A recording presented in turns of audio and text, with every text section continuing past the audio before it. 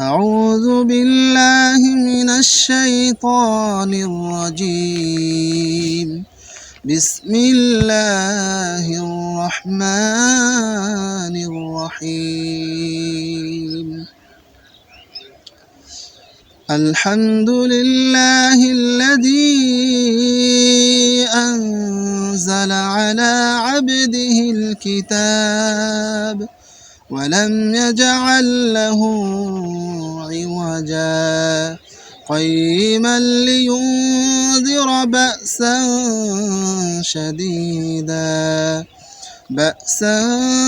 شديدا من لدنه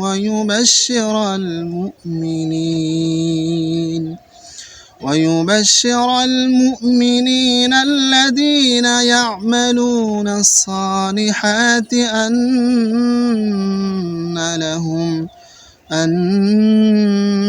لهم أجرا حسنا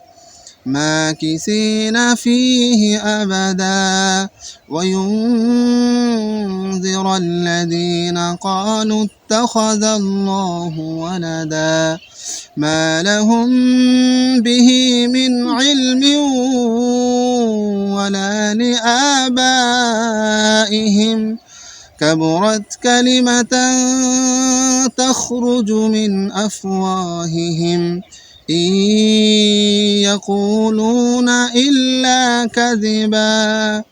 فلعلك باخع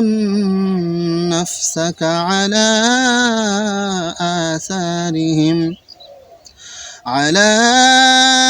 آثارهم إن لم يؤمنوا بهذا الحديث أسفا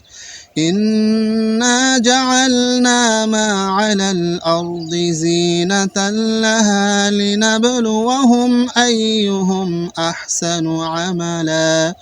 وإنا لجاعلون ما عليها صعيدا جرزا أم حسبت أن أصحاب الكهف والرقيم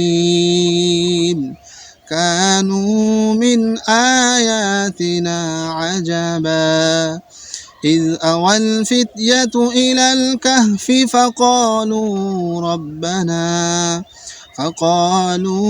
ربنا آتنا من لدنك رحمة وهيئ لنا من أمرنا رشدا فضربنا على آذانهم في الكهف سنين عددا صدق الله العظيم.